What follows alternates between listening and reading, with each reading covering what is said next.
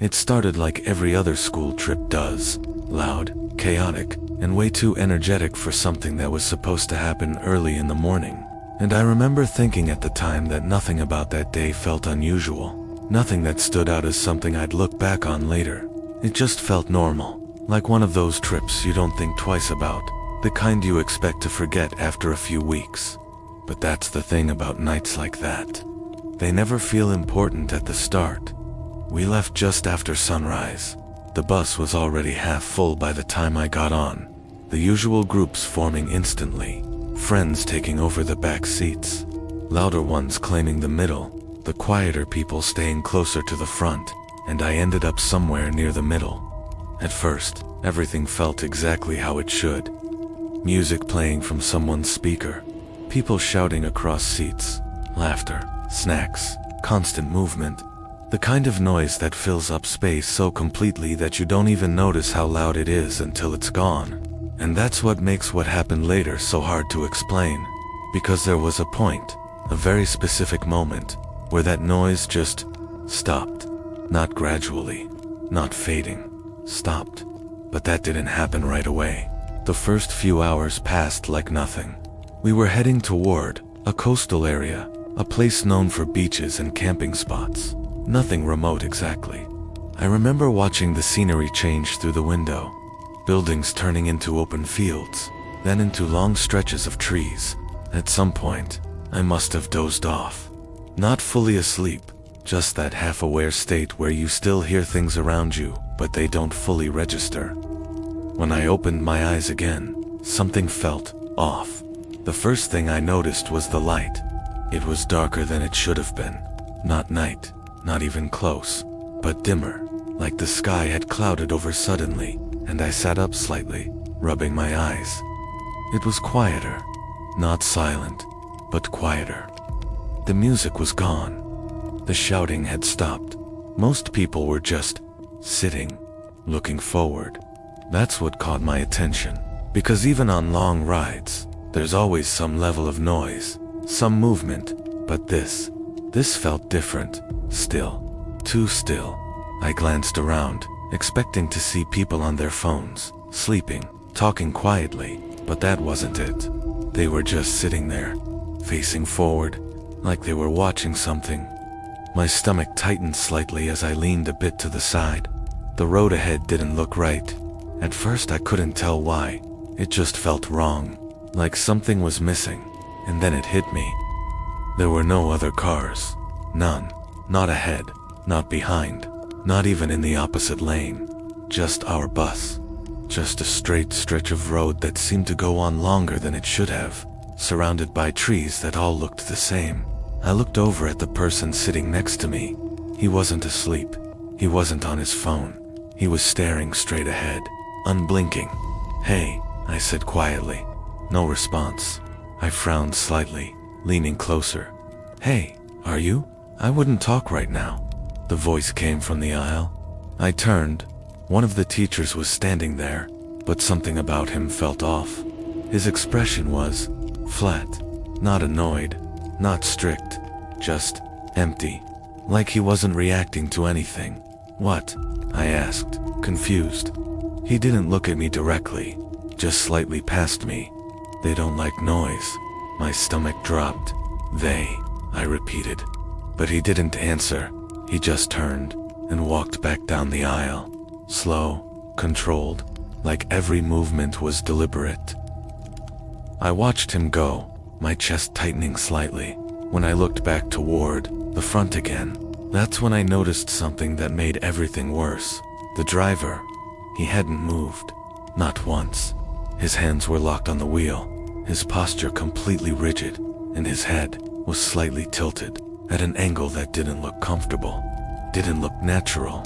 And as I stared at him, trying to figure out if I was imagining it, the bus went over a small bump in the road, a normal, subtle shift, just enough to jolt everyone slightly, everyone except him. His body didn't move, didn't react, didn't shift with the motion. He stayed perfectly still. And that's when I realized something that made my chest feel tight. No one was talking, no one was moving, except me.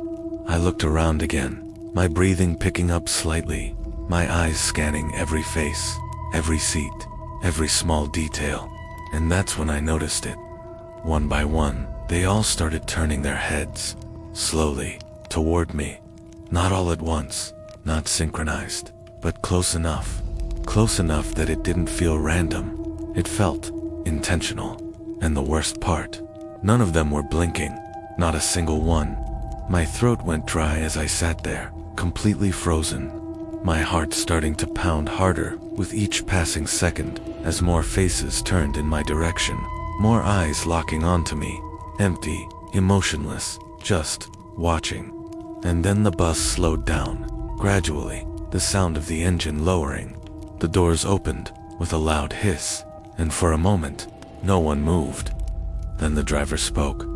For the first time, his voice low, flat, almost mechanical. "We've arrived," and as I stared out the front windshield, I realized something that made everything worse. There was no beach, no buildings, no signs of any campsite, nothing, just darkness, and the faint sound of waves, coming from somewhere I couldn't see. Subscribe to Tales of the Dark, where every story gives you a nightmare. We shouldn't have gotten off that bus. I knew that the moment my feet hit the ground, and the air felt wrong. It felt heavier than it should have been, like the sound of the ocean was too loud and too close at the same time. And even though I couldn't see the water yet, I could hear it clearly now, waves crashing, steady and rhythmic. But there was something off about it, something unnatural in the timing, like it wasn't random, like it was controlled. And the others, they didn't hesitate. They just stood up and started walking out of the bus, one by one. Slow, quiet, no talking, no excitement like you'd expect from a beach trip, just movement. Like they were following something they couldn't see, and I didn't want to follow them. Every instinct in me was telling me to stay on the bus, to shut the doors. But I couldn't stay alone either, not after what I had just seen, so I stepped off, my eyes adjusting to the darkness. That's when I saw it, the beach, stretching out in front of us, wide and empty, the sand dark and damp. And beyond it, the ocean, black, almost completely blending into the sky, with only faint reflections of light moving across the surface. For a moment, everything was still, just the sound of water and the slow footsteps of everyone spreading out across the sand, until I realized something that made my stomach drop. No one was speaking, not even whispering. It was like whatever silence had taken over the bus had followed us here, wrapped around us completely. And even the teachers weren't saying anything, just standing there, watching the water like they were waiting for something to happen. Eventually someone moved closer to the water, then another, and then more followed, like they were being pulled toward it, step by step, and I stayed back at first, my feet planted in the sand as I watched them go, the unease in my chest growing heavier, because the closer they got, the stranger it felt, like the air itself was changing. And then I saw it, the first thing that broke the surface, just for a second, something dark rising between the waves. I blinked, unsure if I had actually seen anything, but then it happened again, closer this time, a shape just beneath the water, moving against the direction of the current, too smooth, too controlled, and my breath caught in my throat. I took a step back instinctively, my eyes locked onto the water now, scanning the surface, trying to understand what I was looking at. That's when more shapes started appearing, not fully visible, just outlines beneath the surface. Long, shifting, circling slowly. And none of the others reacted, not a single one. They just kept walking forward until the water reached their feet, then their ankles, then higher, and I wanted to shout, to tell them to stop, but my voice felt stuck, like the silence itself was stopping me from breaking it. And then one of them stepped further in, too far deeper than the others, until the water reached his waist, and he just stood there, completely still, staring out into the darkness. And that's when the ocean changed. The waves stopped, not gradually, not slowing, stopped. The entire surface of the water went still, unnaturally flat, like glass, and for a second, everything went completely quiet. Even the sound of the wind disappeared, and in that silence, I saw it clearly for the first time, a face, just beneath the surface. Pale and stretched, its eyes open, staring straight up, and then another, and another. Dozens of them, all facing upward, unmoving, watching, and my chest tightened as I realized they weren't looking at the sky. They were looking at us. And then the one standing deepest in the water moved slightly, just a small shift forward, like he was stepping into something. In the next second, something rose behind him, fast and silent, a tall shape made of nothing but darkness, unfolding from the water itself, its form unnatural, too long, too thin. Before I could react, it wrapped around him and pulled him under in one smooth motion. No splash, no struggle, just gone, like he had never been there at all. That was enough to break whatever hold the silence had on me, because I stumbled back, my breath finally escaping. But the others didn't move. They didn't react. They didn't even turn. They just stood there, staring at the water. As more shapes began to rise beneath the surface, closer now, reaching the edge, and one by one, they started stepping forward. Subscribe to Tales of the Dark, where every story gives you a nightmare. I don't remember running back from the beach, not clearly, just flashes of movement, the sound of my own footsteps hitting the sand too fast. My breathing was uneven and sharp, like I couldn't get enough air, and behind me, I didn't look, I couldn't. Something in me already knew that if I turned around, if I actually saw what was happening at the shoreline, I wouldn't be able to move anymore. I'd freeze the same way the others had. So I just kept running, pushing forward blindly until the sound of the waves started to fade, voices faint at first, then clearer. For a second I thought I had somehow made it back to where everyone else was, somewhere safe. But the moment I slowed down and actually looked, I realized nothing about this was normal anymore. There was a campfire, burning steadily in a clearing, surrounded by logs, and sitting around it were the others. All of them. Every single one who had walked into the water, dry, unharmed, acting like nothing had happened. I had watched one of them get pulled under. I had seen those things in the water, those shapes, those faces.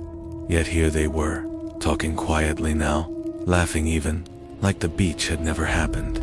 For a second, I questioned myself. Maybe I imagined it, but that thought didn't last long. As I stepped closer, something about them felt wrong. Not obvious at first, just off. Their movements were slightly delayed. Their laughter didn't match their expressions, and their eyes didn't reflect the firelight. I stopped at the edge of the clearing, my mind screaming to leave.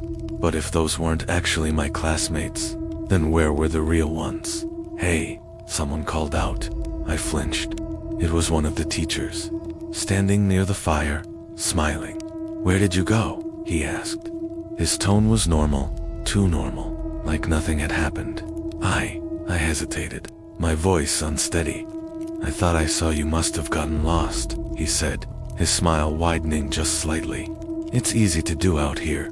Something about the way he said that made my chest tighten, like that's exactly what they wanted. "Come, sit," another voice said, this time from the fire itself. I looked. Someone was waving me over, a student.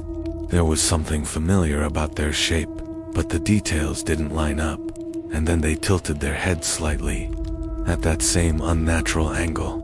The same tilt I had seen on the bus, on the driver, in the water. My breath caught. I knew that wasn't one of us, but the others didn't react. They didn't notice, or worse, they didn't care. "Come on," the teacher said, his voice firmer. "Don't stand out there." My body felt frozen, stuck between moving forward and running away. I took a slow step forward, carefully, like I was walking into something I couldn't see. My eyes locked on that one figure by the fire. As I got closer, I noticed more things. Its breathing didn't match the rhythm of the others. Its movements were slightly delayed. I sat down slowly on one of the logs, keeping distance, trying to act normal. Because if it was pretending, then it didn't want me to know. Someone started telling a story. A normal campfire story, about getting lost. Everyone listened. Even the thing. but it wasn't listening the same way. It was watching the reactions, watching how people smiled, how they laughed. It was learning, the same way everything else had. And then, it laughed. A second too late, a second too wrong. The sound didn't match the moment. The teacher looked at it, just for a moment, and then smiled again. This time, it looked forced, like he knew, like he had always known. The fire cracked loudly, sending a burst of sparks. Everyone's shadow stretched behind them, except one. The thing sitting near me had no shadow at all. My breath hitched. Its head turned slowly toward me. Not subtle, direct, intentional. And this time, it smiled. Too wide, too slow. In a voice that didn't quite belong to it yet, it spoke. You saw us. Every single person around the fire stopped moving, stopped talking, stopped breathing, and one by one, they all turned toward me. Subscribe to Tales of the Dark, where every story gives you a nightmare. The moment they all turned toward me at the same time, something inside me snapped into pure survival mode. Not panic, not confusion, just this overwhelming instinct to get away no matter what. Because whatever was sitting around that fire wasn't pretending anymore. It didn't care if I knew, it didn't care if I saw through it, and that made it so much worse. Because it meant I was already too late. So I stood up fast, the sudden movement breaking whatever stillness had settled over the group, and for a split second, no one moved. They just watched me, every single one of them, their faces blank, their eyes locked on mine. And then I turned and ran. Not even thinking about direction, not caring where I was going, as long as it was away from that fire, away from those things, my feet hitting the ground hard as I pushed through the edge of the clearing and into the darker area beyond, where the trees started again, where the shadows were thicker, where the light from the fire couldn't reach. I expected to hear them follow immediately, expected footsteps, voices, something chasing me, but there was nothing.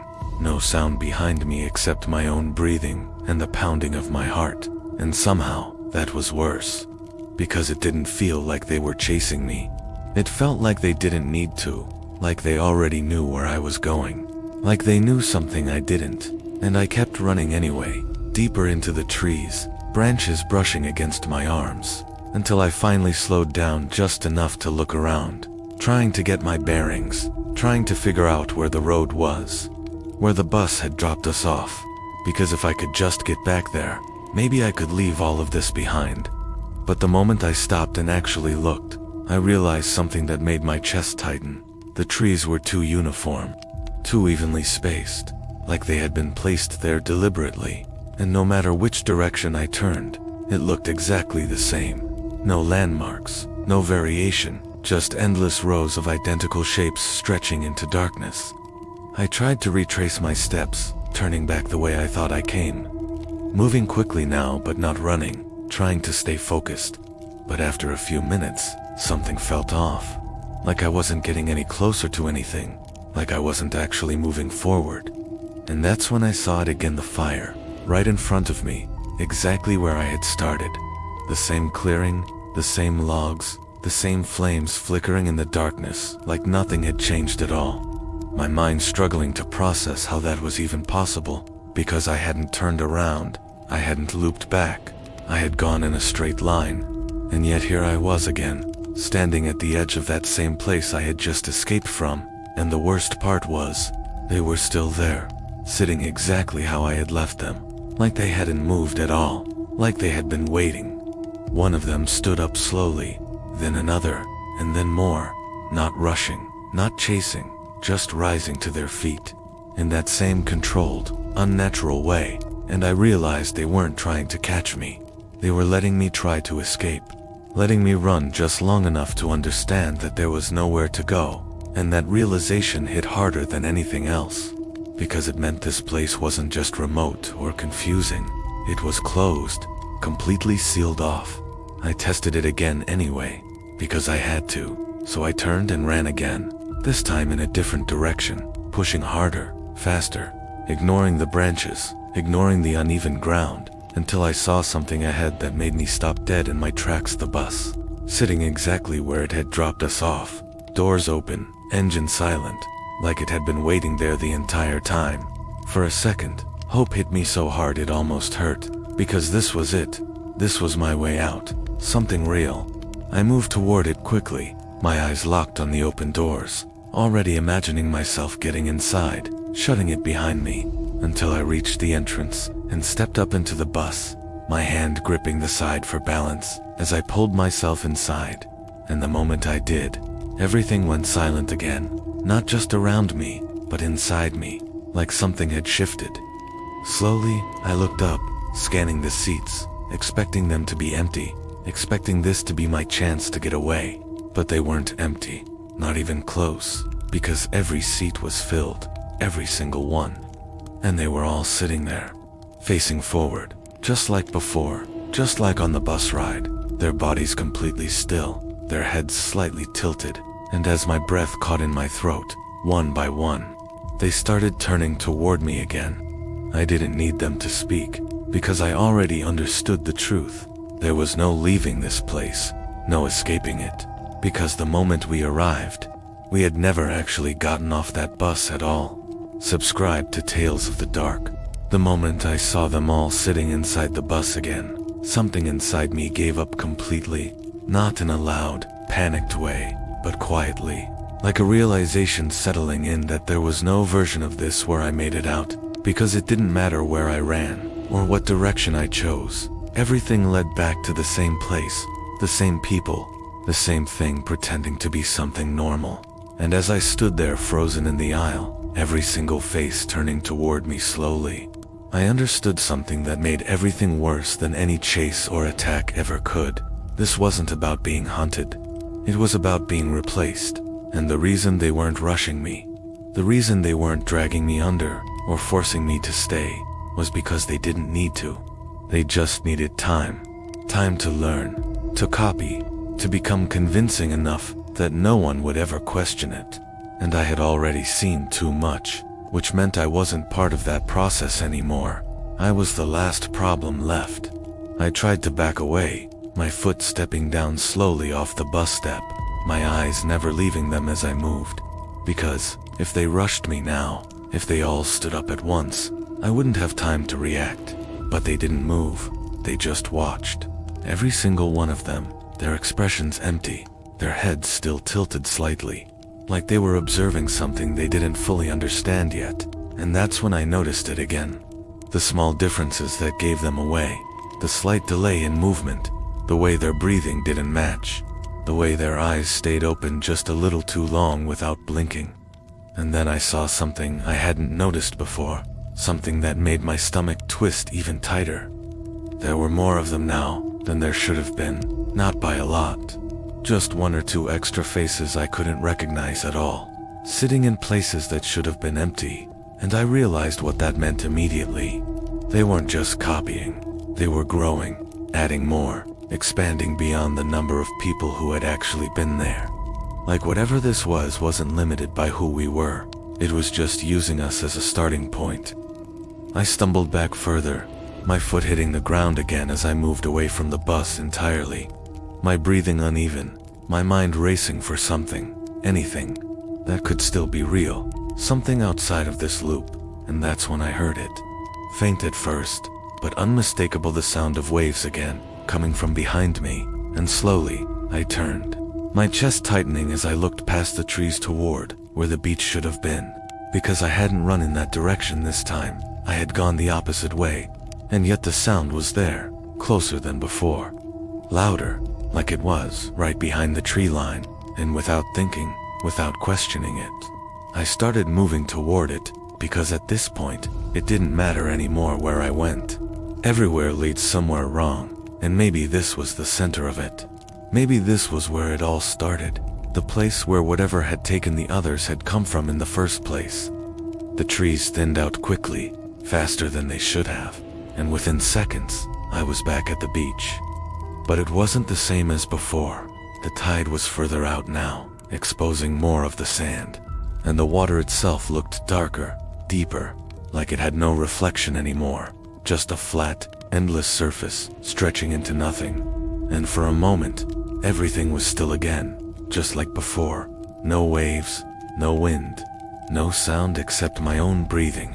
And then I saw them, standing in the water, dozens of them, not moving, not reacting, just standing there at different depths, some near the shore, some further out, all facing toward me, and my chest tightened as I realized something I hadn't fully understood before.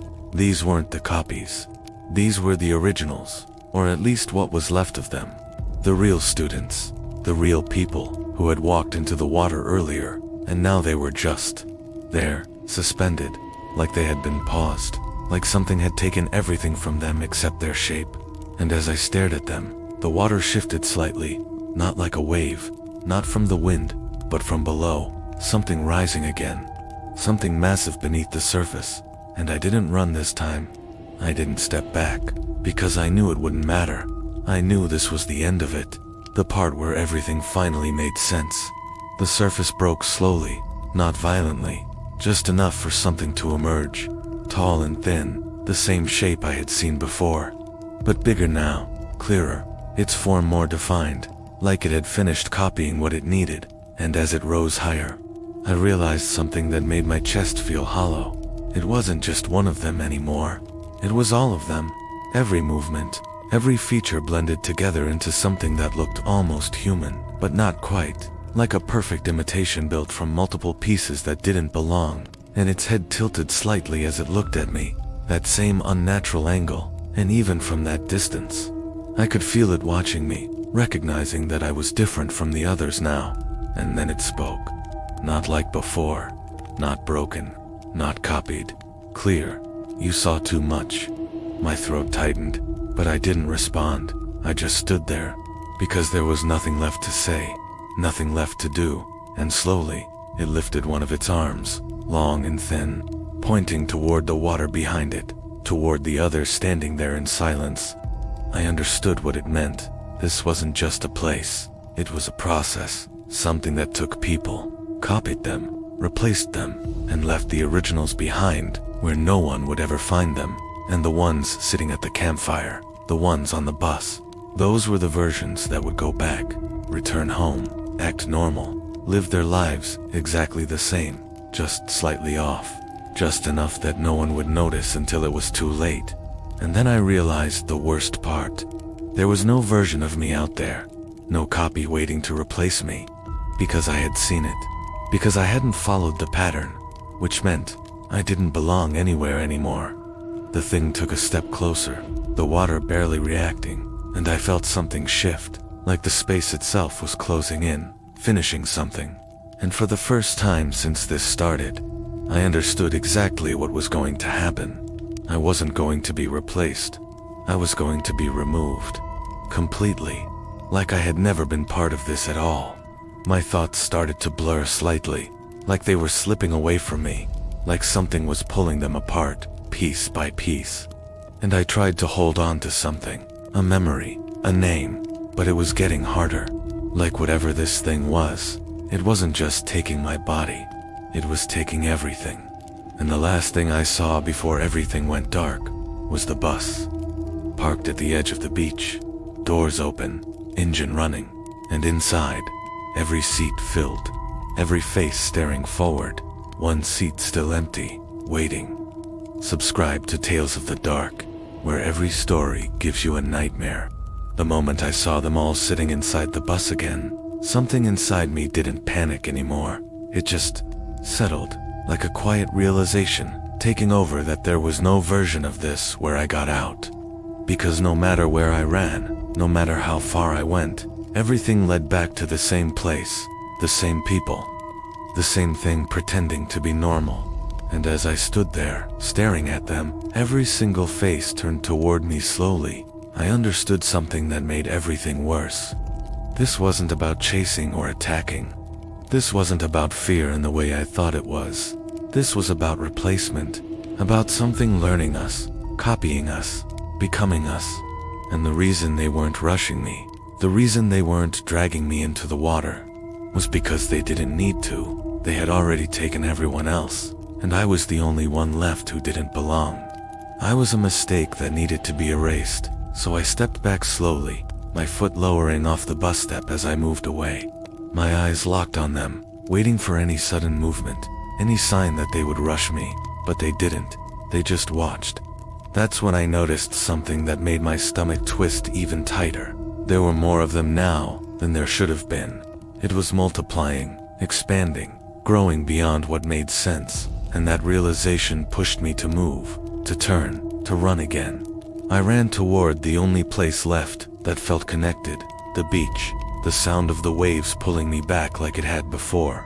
Within seconds, the trees opened up and I was standing on the sand, but this time it was different. The ocean was completely still, flat like glass, no waves, no movement, and standing in the water were the others, dozens of them, motionless, facing toward me.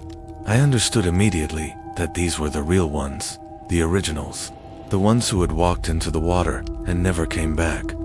As I stared at them, the surface of the ocean shifted, not with waves, but from below, something rising slowly, something massive and wrong.